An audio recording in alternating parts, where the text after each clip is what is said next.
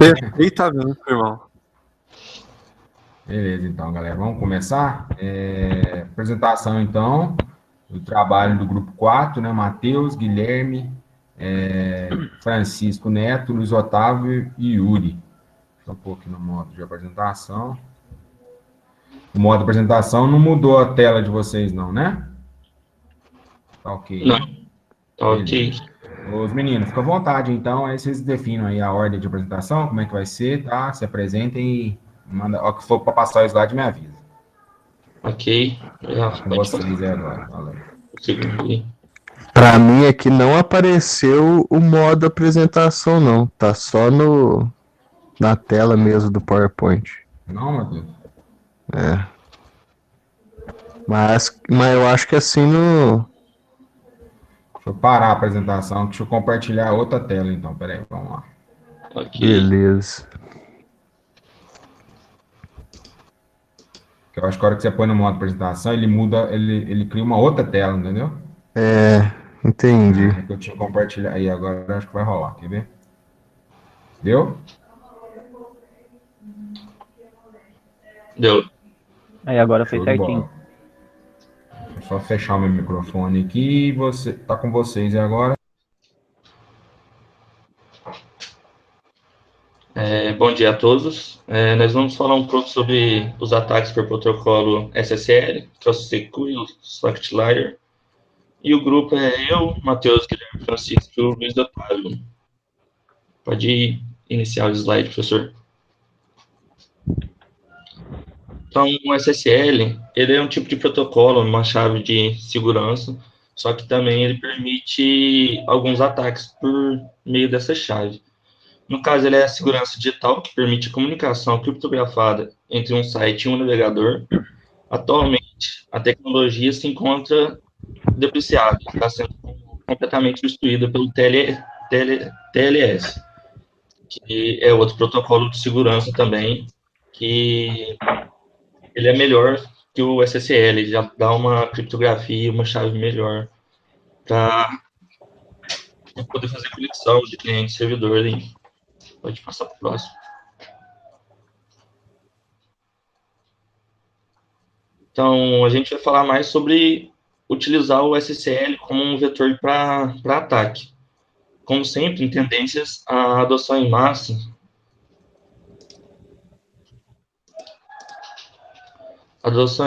de certas tecnologias é seguida de perto pelos esforços para explorar seu uso em todo o mundo através de uma série de ameaças à segurança. O SSL não é uma exceção a essa regra, e experimentou um grande número de vulnerabilidades altamente divulgadas que forçam os usuários a migrarem para versões novas e mais seguras. E a última instância é o protocolo de TLS, como eu já tinha falado antes. Ele é um protocolo que veio depois do SSL sofrer vários problemas, ter vários bugs, e a galera começou a utilizar ele para poder atacar mesmo. O SSL já teve outras versões, começou no 1.0, depois a 2.0 e a 3.0, que ainda é utilizado até hoje, mas por ser de forma gratuita, né? Que os meninos vão falar abaixo depois. Pode passar para o próximo, por favor.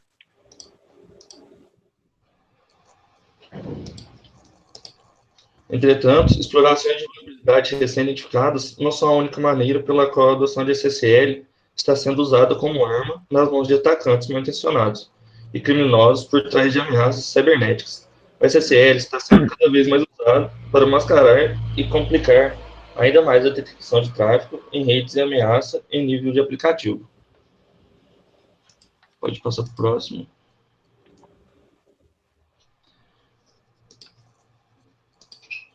Os atacantes por protocolo SSL estão ganhando popularidade entre os invasores, pois exigem apenas um pequeno número de pacotes para causar negação de serviço. Que o DDoS faz isso, só que utilizando bastantes pacotes para poder ter enviado. Né? Os criminosos usam os ataques que usam SSL por conta do handshake. De exceção, SSL consumir 15 vezes mais recursos do lado do servidor do que do lado do cliente, o que significa que o ataque aumentou exponencialmente em um tamanho sem exigir boots ou largura de banda adicionais. Como resultado desses efeitos de amplificação, até mesmo um pequeno ataque pode resultar em danos incapacitantes. O DDoS ele utiliza vários pacotes, né? Como o grupo do Naucler da galera falou, que ele utiliza vários pacotes, mandando vários pacotes ao mesmo tempo para sobrecarregar. Já o SSL não precisa tanto de estar utilizando tanto recurso do cliente para poder mandar para o servidor. Um pequeno cliente consegue mandar várias coisas para o servidor. Pode passar para o próximo.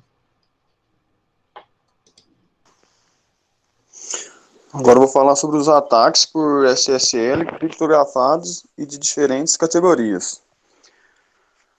A maioria das tecnologias de ataques cibernéticos por hoje em dia não inspecionam o tráfego SSL, pois isso vai exigir a descriptografia do tráfego inicialmente já criptografado.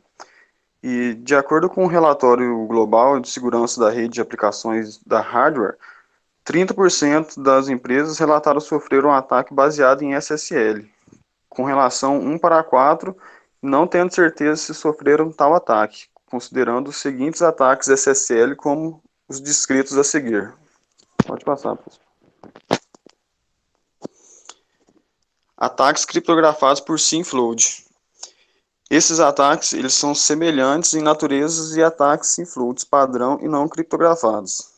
Eles esgotam os recursos para concluir o handshake SYNACK, ACK. A diferença é que esses ataques complicam ainda mais o processo, criptografando o tráfego e forçando o uso de recursos de handshake SSL. Ou seja, essa SymFlood sobrecarrega uma máquina de destino e ele envia milhares de solicitações de conexões a ela, usando os endereços de IPs falsos. Isso faz com que a máquina de destino, o servidor, ele tente abrir cada conexão para cada solicitação maliciosa que ele envia. E assim fica guardando um pacote ACK que acaba que nunca chega. Isso faz com que sobrecarregue todo o servidor. Pode passar, professor.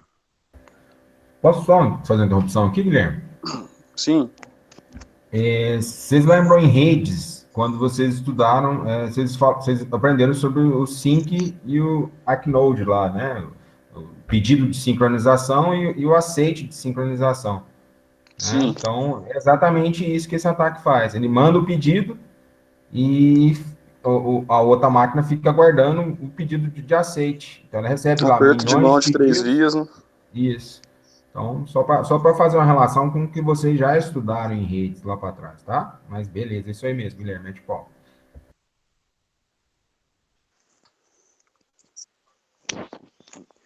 Renegociação SSL. Ataque iniciando um handshake SSL regular e solicitando imediatamente a renegociação da chave de criptografia. A ferramenta ela repete constantemente essa solicitação de renegociação até que todos os recursos do servidor tenham sido esgotados. Isso é basicamente a mesma coisa. Pode passar. Flood em HTTPS. Ele provoca a sobrecarga de tráfego por HTTP criptografado e geralmente como parte de campanhas de ataques de vários vetores. Compondo o impacto das inundações HTTP normais, os ataques criptografados adicionam vários outros problemas, como a carga dos mecanismos de criptografia e descriptografia. Pode passar. Ataques por aplicações web protegidas. As modalidades de ataques de vários vetores também aumentam cada vez mais os ataques lógicos de aplicativos da web que não são DOS. Ao criptografar o tráfego, esses ataques geralmente passam por proteção contra DDoS e aplicativos da web sem serem detectados. Pode passar.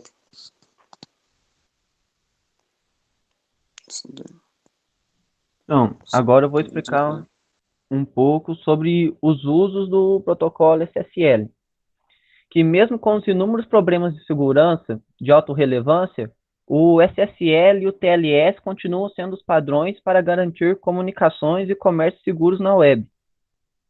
E que quando surgiu o protocolo SSL, poucas empresas naquela época tinham sites, e menos ainda cuidavam da maneira de administrar as operações online.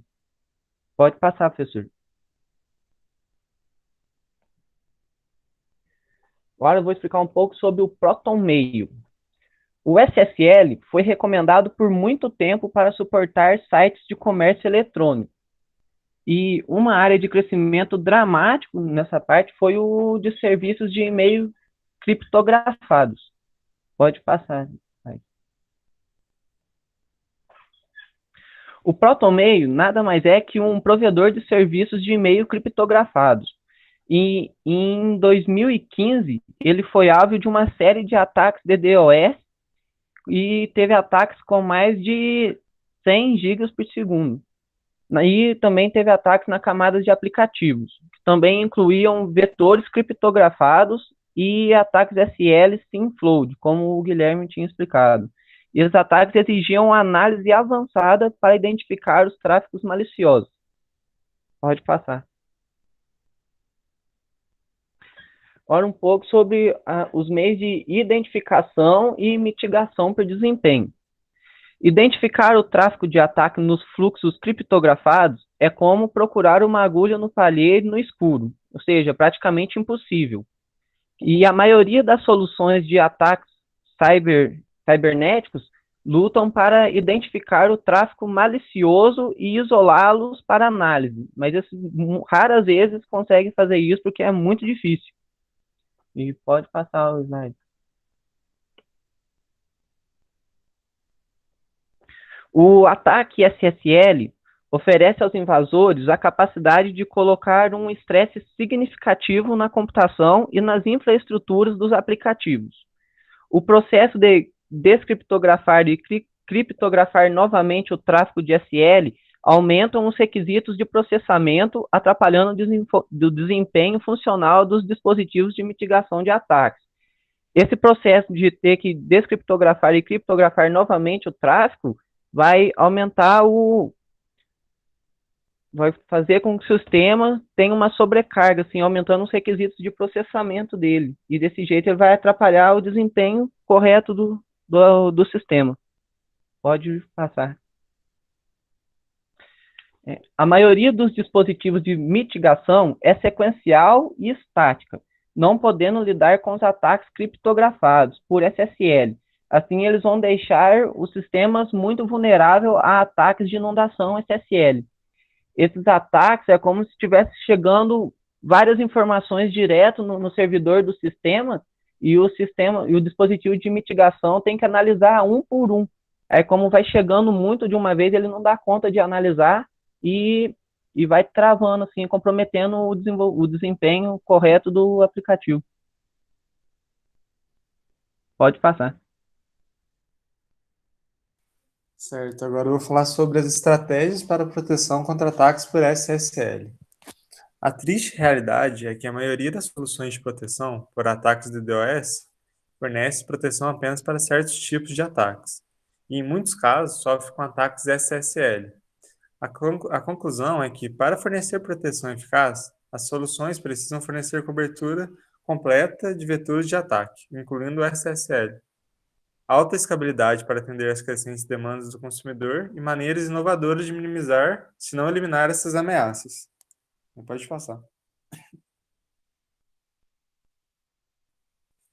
Procure por empresas que ofereçam soluções capazes de mitigação de ataques SSL, permitindo atender às necessidades de soluções de mitigação de alta capacidade, suportar todas as versões comuns de SSL e TLS e isolar o tráfego criptografado suspeito usando análise comportamental para limitar o impacto legítimo do usuário. Pode passar.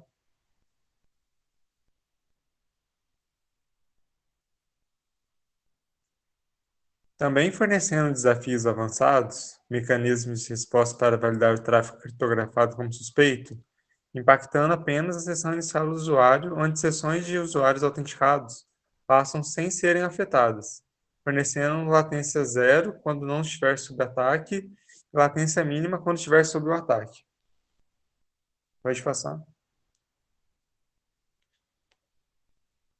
Uma solução em implantação assimétrica em que somente o tráfego criptografado de passagem passa pelo mecanismo de mitigação, podendo integrar mensagens de defesa entre componentes DDoS e WAF, para fazer análise e mitigação de ataques criptografados avançados via HTTPS, com sinalização para defesa do perímetro ideal, permitindo proteção do nível WAF na velocidade da linha sem latência adicional para usuários legítimos. Pode passar. Agora nós vamos dar alguns exemplos, né? A gente não achou um exemplo de SSL na prática, né? Aí eu achei um de normal, né? Sem criptografia, mas aí já dá para entender mais ou menos como é que funciona. Por exemplo, a gente tem um arquivo que chama... no caso, esse é um exemplo de ataque no Linux, né? Em alguns computadores. Aí no Linux tem a questão do roteamento, tem o arquivo ipforward, que ele faz ele faz esse roteamento dos pacotes, né? Partindo a livre passagem dos pacotes entre os hosts.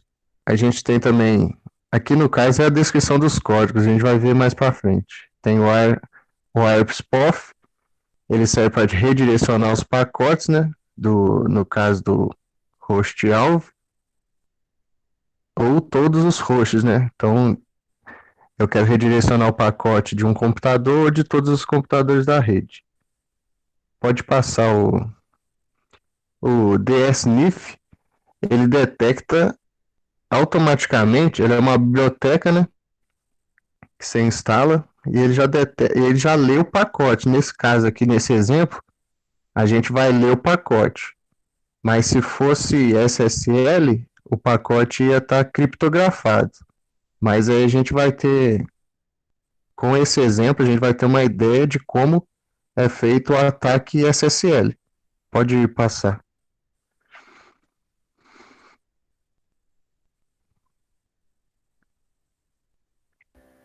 Matheus, só complementando aí, Sim. o DSNIF, o DSNIF, né? É o conceito de farejar, né? De verificar um pacote, pesquisando informações lá naquele pacote, lá, filtrando os dados de acesso. É esse o conceito, né? Um farejador Isso. para o Linux tem esse comando aí que faz isso para pacotes não criptografados, como o Matheus mesmo explicou aí, viu, pessoal? Como a gente vê cada acesso a uma página da internet, há essa troca de pacotes. Como é muito pacote, se a gente abrir lá no Wireshark, a gente vai ver muita informação desnecessária, né? E o DSNIF já quebra esses pacotes, já exclui, né, as informações que não são necessárias, por exemplo, de IP, você já sabe qual que é o IP que a pessoa já está mandando, descarta tudo isso, limpa ele e já te dá só as informações que são relevantes para você. Pode passar o... eu vou falar mais ou menos a arquitetura, né? A gente tem aí ficou meio escuro, mas de um lado tem os hosts, os computadores, do outro lado tem outros computadores e tem um meio, né, por onde as informações passam. Pode passar o slide. A arquitetura é mais ou menos essa, né? A arquitetura ideal, né, para o ataque. Tem um host A, quando a gente fala de host A, é o computador, né, da vítima. A gente tem um meio, a gente vai colocar em um Wi-Fi público, e a gente tem um host B, que é um computador do atacante. Eu coloquei os IPs ali, mas aí quem quiser o slide depois para ver certinho, pode passar o slide. Aí, ó, a gente usa o ARPSPOF, que é o quê? Ele entra na rede e lê os pacotes que são destinados do host A para o servidor, né, para o meio. E ele fala assim, porque o computador ele faz o servidor ele não sabe qual que é o IP e qual que é o endereço físico, né? O MAC, o endereço físico da máquina, que é onde o cabo está ligado. Então, esse ARPSPOF aqui, ele, ele fala, por exemplo, assim, para o computador da vítima, ó, eu sou o servidor. E fala para o servidor, eu sou o computador da vítima. Então, todos os pacotes, nesse caso aqui, que sai da vítima e vai pro meio, né, para a nuvem, para o Wi-Fi, ele fala que é o computador do atacante. Então, ali, na primeira linha, ele manda esse código e embaixo ele vai dando os pacotes. Pode passar. Só complementar aqui, Matheus. Sim. Desculpa, tá? Interromper, mas é interessante.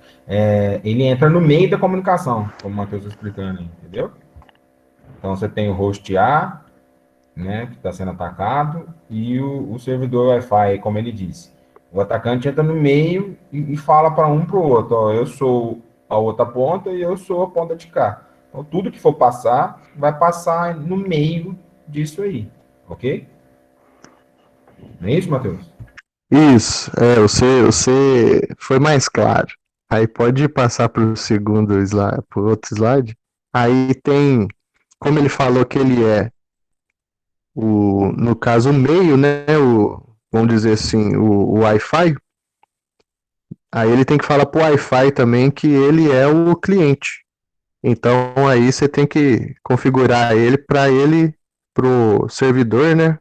Entender que você é o cliente. Então você fala que você é o servidor para o cliente e você fala que você é o cliente para o servidor. Todos os pacotes começam a passar no seu meio, né, no seu computador. Pode passar o slide. No caso, quando você faz o ARP spoof, o que acontece? O servidor e o cliente, eles param de receber os pacotes, porque agora você está recebendo os pacotes. Então você tem que rotear esses pacotes. Aí você altera, né, o arquivo IP forward.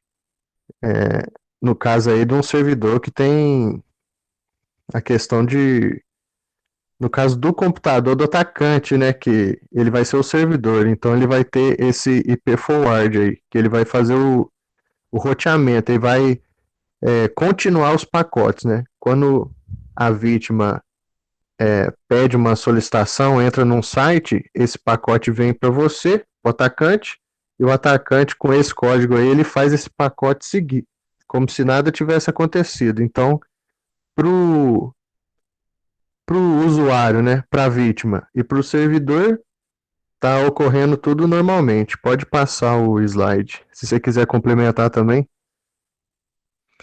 Então, seguindo aqui, ó, o quarto passo, a gente vai filtrar, né, esses pacotes usando o DSNIF. Então, aqui nesse caso aqui, como o pacote não está criptografado, o DSNIF aqui, ele vai ler o pacote, e no caso aqui, o exemplo, a pessoa fez uma requisição FTP. Ela fez um acesso FTP, pode ser que ela trabalhe com sites, né? Então ela entrou no servidor lá, colocou o usuário e o password. Aí na tela, com fundo preto e letra branca, vocês podem ver que o DSNIF ali, ele leu esses dados. E na outra tela à direita, com a letra mais ou menos verde, a pessoa, né, a vítima, fazendo o acesso FTP normal dela lá para enviar os arquivos. Então, sem o SSL, a gente conseguiu pegar isso aqui. Mas por exemplo, agora que entra o exemplo prático, né, que a gente viu nos slides anteriores. Não seria possível abrir esses arquivos porque eles estariam criptografados. Aí é o que todo mundo falou. Se eu não consigo abrir o arquivo, eu não ia saber, por exemplo, que aqui é um acesso FTP. Então, para o computador, para o servidor, é muito difícil ele abrir os pacotes e identificar, por exemplo, o que está acontecendo? Isso aqui, esse pacote aqui é um acesso FTP. Então, o servidor, com a criptografia SSL, o servidor não vai ficar vendo isso. Então, ele não sabe, por exemplo, se você está fazendo uma requisição FTP ou se você está sendo um atacante. Então, você pode atacar o servidor sem o servidor saber que você está fazendo um ataque, sem o meio saber, né? Porque o firewall, ele trabalha em camadas anteriores, né? Então, ele acaba não lendo todo, não mandando todo o pacote para a aplicação. Então, ele tenta, por exemplo, fazer igual falou nos slides anteriores, né? Ele tenta fazer a requisição, né, para abrir a sessão. Só que, como ele não leu o pacote inteiro, ele não sabe se é um usuário cadastrado, ele não sabe se é o próprio usuário que está fazendo, por exemplo, no FTP, ele não sabe se é o próprio usuário que está enviando arquivo no trabalho dele, então não tem como saber se esse pacote que está vindo é de um atacante ou de um usuário do sistema. Aí sobrecarrega o computador, por quê? Porque ele não consegue ver o conteúdo. Então esse SSL, como ele é muito antigo, a criptografia dele acaba gerando mais processamento no servidor do que na máquina do cliente. O cliente nem, para ele nem sente que tem que descriptografar, mas o servidor ele tem que descriptografar e ainda mandar para o aplicativo. Aí eu acho que é isso aí, se você quiser complementar, Luciano.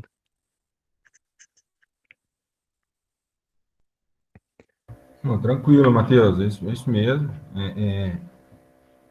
Vamos deixar também as dúvidas para o pessoal, mas ficou claro sua explicação. Mas vocês entenderam isso? Ele entra no meio do caminho. Então ele começa a mandar pacotes como se fosse o outro. E ele recebe os pacotes também, tem que passar para frente. Então ele faz a função de roteamento ali, como o Matheus explicou. Então esse é o esquema. E nenhum dos dois percebem, né? Tanto o servidor quanto quem está sendo atacado, que tem alguém no meio ali farejando, né? O comando sniff lá, farejando os pacotes que estão sendo enviados. Certo? É isso aí. Aí a gente finaliza aí. Aqui eu deixei, né, os exemplos aqui que eu consegui encontrar no YouTube. O primeiro é em inglês, o segundo tem uma explicaçãozinha, né, que o cara explica cada código, mas é mais para você entender como que funciona o SSL, né? O SSL vem para criptografar o pacote, porém limita, né, o servidor o meio de entender quem que está enviando esse pacote, se é um usuário legítimo ou se é um atacante. Aí a gente finaliza a apresentação.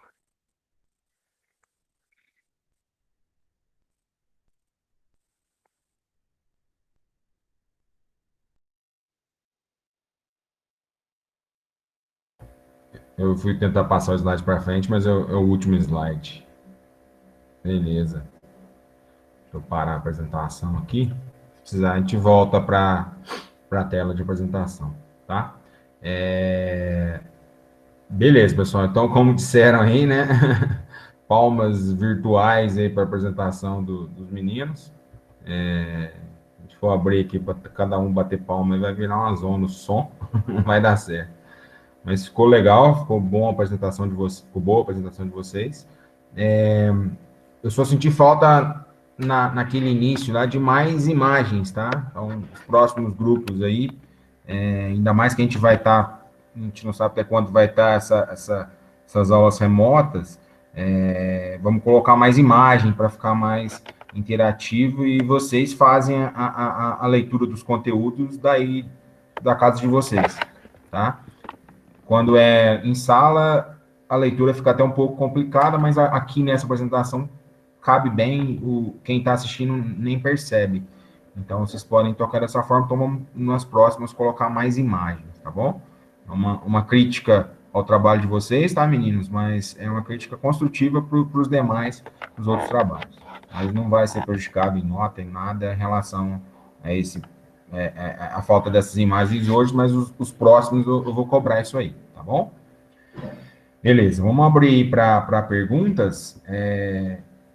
Eu quero aí, tá, comentários, dúvidas do pessoal sobre a apresentação deles. Quem se dispõe a primeira pergunta, ou eu vou chamar um por um aqui.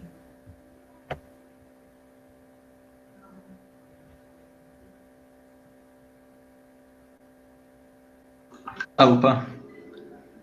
Quem? Pedro. Eu Vai mesmo, lá, Pedro. No caso do ataque que o Bruxo mostrou, ele fez pelo Kali atacando uma máquina do Ubuntu. No caso, esse ataque seria específico para máquinas Linux? Então, Pedrão, nesse caso aí, o ataque é feito no meio, né? Entre os pacotes. Então pode ser um Mac, um Windows, independente pode ser um aplicativo, né? Independente do SO. Pode ser até um IoT, né?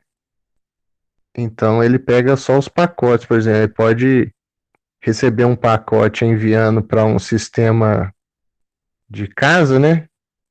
Uma casa inteligente, por exemplo, o cara lá quer acender a luz. Você pega esse pacote e no meio dele você altera lá para desligar a luz. Então é pelo meio.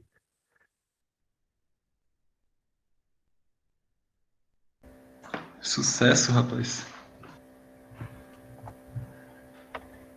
Se tivesse criptografia, né? Não ia ter como você alterar o conteúdo, né? Nem ler. Mas você pode, por exemplo, enviar pacote, né, para esse IoT, para essa casa inteligente, muitos pacotes, e essa casa inteligente a gente consegue, por exemplo, derrubar, né, o servidor dessa, quem não vai conseguir descriptografar tudo, né? É isso. Beleza. É o que eles falaram aí, né, desde o começo, e o Matheus complementou agora. Esse exemplo é de pacotes não criptografados. Com a criptografia, uma criptografia bem feita, você resolve esse problema, né? Beleza. Quem mais, gente? Pedro fez uma pergunta aí. Alguém mais? Por favor, a gente precisa dessa interação aqui, que é importante, tá? Se for alguma dúvida, alguma coisa, é importante a gente fazer essas perguntas. Aqui em sala rola mais, mas aqui a gente precisa de ter mais interação.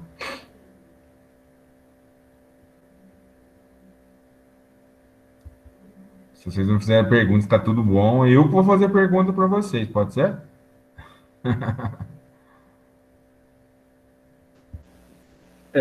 Fazer uma pergunta aqui. Diga lá, mano. Esse sistema, tipo, ele de ataque, ele é mais recente ou ele é mais antigo ou ele, tipo, as contramedidas contra ele, como é que tá atualmente como ele é utilizado hoje em dia? Ele é praticamente assim, se você tem uma criptografia boa, ele não funciona, mas se você, ou ele está evoluindo ele cada vez mais, meio que eu fiquei curioso sobre essa questão do quanto ele é avançado dos tempos atuais. Não sei se foi uma pergunta pertinente, mas foi que eu tive. Então, mano, utilizando a criptografia, isso já deixa um pouco mais complicado. Não é que o cara não vai conseguir acessar, não vai conseguir te hackear, vamos dizer assim. Mas utilizando a criptografia, utilizando os protocolos de segurança, já se deixa uma dificuldade para a pessoa. É mais utilizado em servidores grandes, onde ocorre que tem um meio, né, que é o servidor, e que ocorre de um para outro. Do exemplo do Rust foi de um Wi-Fi do Wi-Fi que o cara invade praticamente o Wi-Fi e rouba os pacotes, certo? Utilizando os protocolos SSL, o TLS, você já deixa um pouco mais difícil para o cara poder estar entrando aí. Eu posso complementar também? É porque, assim, esse SSL, ele foi feito em 1900 e alguma coisa. Então, em 1900 e alguma coisa, não tinha tecnologia boa para encriptografar. Então, a criptografia do SSL, ela é pesada e, tipo assim, ela é muito pesada para pouca criptografia, mas ela é utilizada ainda. Então, é porque é uma tecnologia antiga mesmo. Não tinha tanta qualidade do processamento. Então, por exemplo, esses servidores que usam essa criptografia tem que ser ele exige muito processamento porque o SSL ele é antigo.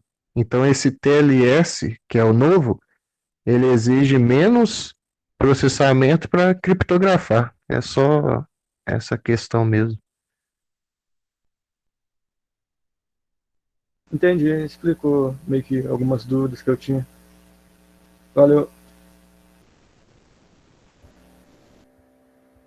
Mais alguém, pessoal?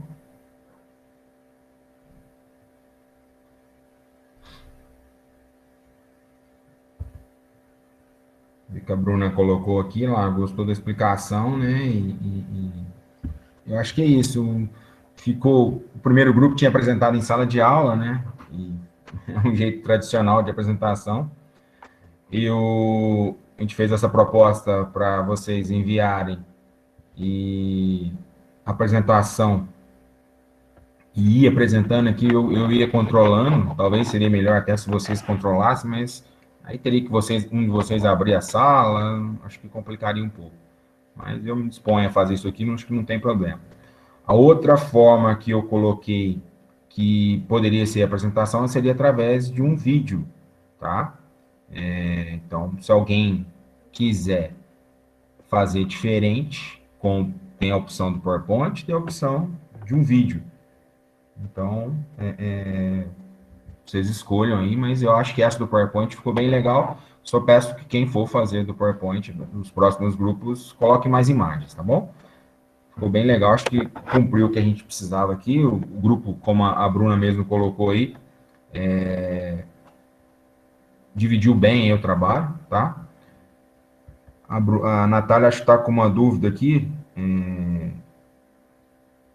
Aí o grupo pode responder para ela, ó, quais os principais prejuízos que esse tipo de ataque gera ao usuário?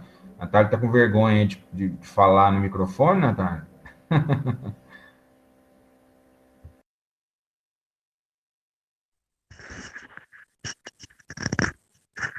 Já que ninguém entrou, Natália, no caso, para o usuário, eu não sei se tem prejuízo para o usuário. Eu acredito que não, nenhum prejuízo. Por exemplo, prejuízo para o usuário é ele tentar, né, acessar um serviço online e esse serviço ficar lento porque outra pessoa está atacando esse servidor. Então, a gente pode entender isso como um prejuízo, né? Por exemplo, eu sou um usuário legítimo. Se eu for usar um serviço na internet que está sendo atacado, às vezes vai ficar um serviço lento. Ou nesse caso de baixo aí, às vezes as minhas requisições não cheguem no servidor, mas os principais ataques em questão do servidor mesmo. Eu acho que não é, o objetivo não é, por exemplo, atrapalhar um usuário a acessar um serviço no servidor, né, na internet. Eu acho que então para o usuário, eu acho que não tem assim prejuízo, né? A não ser que o sistema esteja lento. Acho que é isso.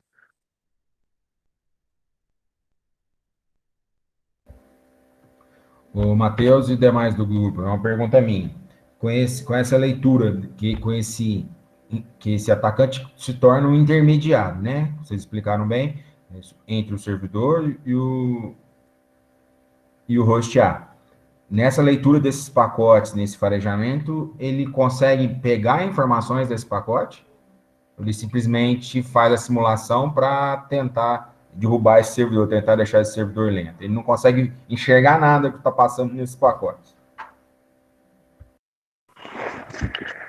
Então, foi o único exemplo prático que eu achei que seria que dava para explicar, mas na verdade é só para ver, para entender como é que funciona a questão dos pacotes mesmo, porque tirando a parte que ele entra dentro do pacote, né? Porque o SSL ele não deixa você acessar os dados. Então, por exemplo, se você faz uma compra num site que tem HTTPS e passa lá cartão de crédito, o atacante ele não vai ler os seus dados, mas ele pode usar, por exemplo, o seu IP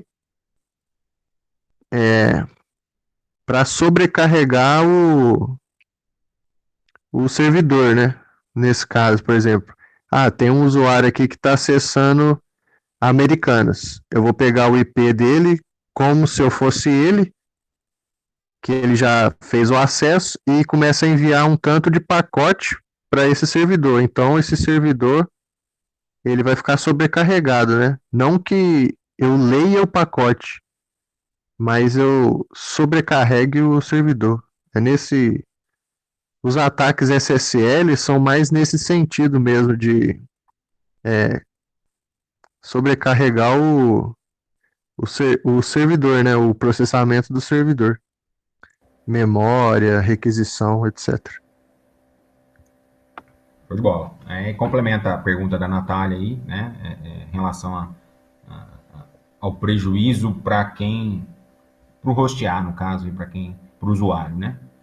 Para a vítima, né? Uhum. Acaba que quem vira a vítima nesse caso é o servidor, né? Ele que vai ser sobrecarregado. Concorda? Acaba que, né? Os ataques o mais mesmo não vai ter prejuízo, né? Vamos dizer assim. São vai mais deixar lento o sistema. Isso, é tudo mais voltado para o serviço, né? Para o servidor. Uhum. Beleza. Mais alguém, pessoal? A Bruna colocou aqui, né? Compartilhar os slides. Sim, eu vou colocar lá no sala de aula, tá? Os slides dos meninos. Tudo bem, né, meninos? Para colocar lá, né? Acho que não tá aberto para todos. Tranquilo. Vou colocar lá e para todos terem acesso. Mais alguma dúvida, pessoal? Algum questionamento aí para o grupo que acabou de apresentar? Beleza, então. Vamos lá, as cenas dos próximos capítulos nossos aí. Segunda-feira a gente tinha combinado daquela avaliação, né, no NetAcad, em relação ao capítulo 2 que a gente trabalhou, a gente fechou segunda-feira passada, né, no dia 23. Então eu vou abrir lá. Segundo, então, eu vou fazer de uma forma um pouco diferente. Não é necessário a gente ter o Meet aberto com todos ligados fazendo a prova, tá? Eu vou abrir a prova no horário da aula, né, 7 horas, então vai estar disponível 7 e pouco. Eu vou colocar um tempo maior, tá? Eu vou colocar aí até umas 10, 11 horas, talvez, para que quem tiver alguma dificuldade de entrar às 7 possa realizar. Eu vou deixar como uma tentativa só, tá? Somente como que... E vou contar, assim, com a idoneidade de vocês, a honestidade de vocês para realizarem a prova sozinho. Tá? É uma atividade baseada nos conceitos que a gente viu no capítulo 2. Então, dei uma repassada nos slides do capítulo 2, dei uma lida, para o bem de vocês, esse aprendizado. Tá? Então, sei que vocês têm meios milhões aí para fazer essa prova em conjunto, um ajudar o outro, um passar informação para o outro, né? Principalmente como a gente vai estar distante. Mas eu conto aí com a honestidade de vocês, com o trabalho de vocês, para responderem e realmente entender aquilo que estiver fazendo, ok? Eu vou abrir, de qualquer forma, eu vou abrir uma sala aqui no Meet, tá? E vou compartilhar o link dela lá no sala de aula, na segunda-feira também. E eu vou estar aqui, online, para tirar alguma dúvida durante aquele horário, de 7 até as 8h30. Tá? Então, durante o horário da minha aula, eu vou estar online aqui no Meet. E estou à disposição também no WhatsApp. Né? Vocês têm o grupo lá onde está todos os professores, todos os alunos. E lá vocês têm acesso ao meu também, então a gente pode trocar uma ideia, pode resolver qualquer coisa lá, tá? Então, essa atividade do capítulo 2 vai complementar aquela nota que eu falei para vocês, que vai ser composta por cada atividade de cada um dos capítulos, mais a atividade final do curso da Cisco lá, aquela prova final que ele disponibiliza lá para a gente, tá? Acho que é isso. Aí, só para lembrarmos também, sexta-feira que vem ficou a apresentação do grupo 2. Emanuel, Everton, Marcos e o Itamar. O Emanuel é o único que está aqui na aula hoje. O Everton e o Marcos não estão. O Itamar tá? Acho que não também, né? Pelo menos eu não vi o nome dele. Não está aqui não. Então, Emanuel, puxa a orelha do seu grupo aí, tá? E você tá por dentro aí do que vai acontecer, então, por favor, vamos lá. O Itamar, acho que nem no SOAP ele tá como aluno. Ele não estava indo, acho que ele foi em uma ou duas aulas minhas, não lembro direitinho, mas é isso. Tá? Então, é isso, pessoal. Para a semana que vem, a gente tem dessa forma, tá bom? Segunda-feira, avaliação no NetAcad. Eu vou passar mais detalhes aqui e vou estar à disposição aqui no Meeting, tá? Não é obrigatória a entrada aqui no Meeting, mas eu vou estar aqui à disposição durante o horário da aula, das 7h30 às 8h30. E na sexta-feira, apresentação do grupo 2, Manuel, Everton, Marcos e Itamar. O tema que vocês escolheram aqui, inicialmente, está o SQL Injection, tá? E aí a gente... Se vocês quiserem mandar o slide, manda com antecedência para mim, por favor, tá? Manda na quinta, é importante. E a gente compartilha aqui, eu vou fazer o mesmo esquema que foi aqui com o grupo 4. Pessoal, obrigado, tá? Valeu pela aula de hoje aí. Bom final de semana de quarentena para todos. Cuidem-se bem aí. Torcer para que isso acabe logo e a gente volte à nossa rotina normal de trabalho, de aula, de passeio e tudo mais. Muito álcool gel aí, como o Bruxo falou aí, tá? Isso aí. Ô, Nicolas, a gente troca ideia daqui a pouquinho, tá? Sobre o teu trabalho, que você estava em dúvida aqui, que você me mandou, particular. Estou aqui à disposição, a gente troca ideia sobre o teu trabalho, beleza? Valeu, gente. Boa tarde, bom dia, né? Bom final de semana para vocês aí. Tudo de bom.